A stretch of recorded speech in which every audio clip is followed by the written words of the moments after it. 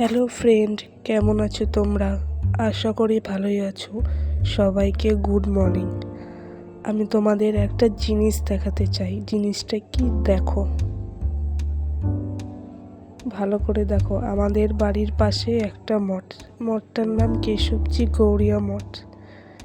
বাইরের থেকে যতটা সুন্দর, ভেতরে তার থেকে বেশি সুন্দর। এখন আমি বাইরের থেকে দেখাচ্ছি মঠটা।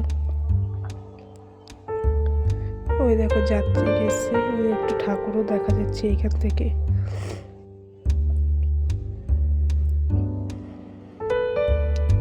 দেখেছো কত সুন্দর লাগলো। মঠটা যদি ভালো লেগে থাকে কমেন্টে জানাবে। এবার আমি চলে আসলাম কাজ করতে আবার। দেখো জামা কাপড় নিয়েছি, সার্ফে নিয়েছি। এবার আমি জামা কাপড় কাচবো। সার্ফটা ঢেলে নিচ্ছি বালতিতে। এবার কলটা চালালাম। কল চালিয়ে দেখি জল নেই, জল চলে গেছে। এটা আমাদের সরকারি কল। সকাল 7টা থেকে 8টা পর্যন্ত থাকে, 1 ঘন্টা। এবার কষ্ট করেই কাজ করতে হবে।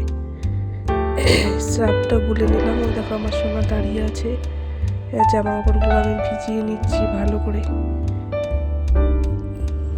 ভিজিয়ে নিচ্ছি। আমার সোনা হাতে হাতে কাজ করে দিচ্ছে আমাকে। দেখা হচ্ছে স্নান টান করার পর।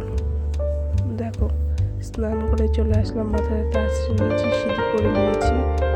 ঠিক আছে, আমার সোনাকে এবার খাবার করে দেব। ডিঙ্কু ম্যাগিটা কেমন হয়েছে? ম্যাগিটা কেমন হয়েছে? তাই বলছে ওয়াও হয়েছে। ঠিক আছে, এবার আমি চলে যাবো রান্না করতে। দেখো চাল নিয়ে নিয়েছি আর এই যে জল নিয়ে নিয়েছি।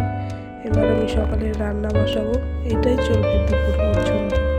এবার রাতে আবার অন্য কিছু করবো। দেখো রান্না টান্না কমপ্লিট। দেখো ভাত, উচ্ছে দিয়ে ডাল, আলু ভাজা আর সবজি, এইটুকুনি করেছি, আর কিছু করিনি। দেখো আমার ছেলে খেতে খেতে চলে গেছে। দেখো ভিডিওটা যদি ভালো লাগে তাহলে কমেন্টে লাইক শেয়ার করে দেবে।